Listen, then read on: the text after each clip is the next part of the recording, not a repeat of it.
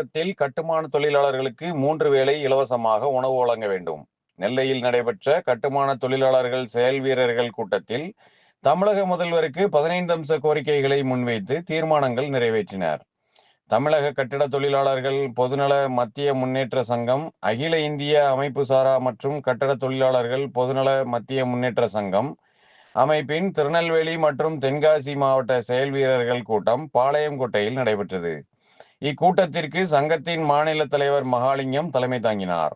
இக்கூட்டத்தில் மாநில, மாவட்ட, ஒன்றிய, நகர மற்றும் கிளை நிர்வாகிகள், தொண்டர்படை அமைப்பாளர்கள், மகளிரணி, புதுவை மாநில நிர்வாகிகள், அமைப்பாளர்கள் மற்றும் கிளை சங்க உறுப்பினர்கள் என ஏராளமானோர் திரளாக கலந்து கொண்டனர்.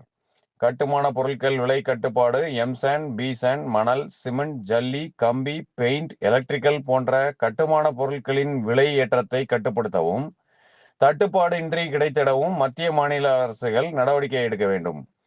விபத்து, மரண நிவாரண உதவித்தொகை உயர்வு, கட்டுமான தொழிலாளர்கள் பணியிடத்தில் விபத்து ஏற்பட்டு மருத்துவமனையில் மரணமடைந்தால் வழங்கப்படும் விபத்து மரண நிவாரண உதவித்தொகையை ரூபாய் 8 லட்சத்தில் இருந்து ரூபாய் 25 லட்சமாக உயர்த்தி வழங்க என பல்வேறு கோரிக்கைகள் கூட்டத்தில் நிறைவேற்றப்பட்டன.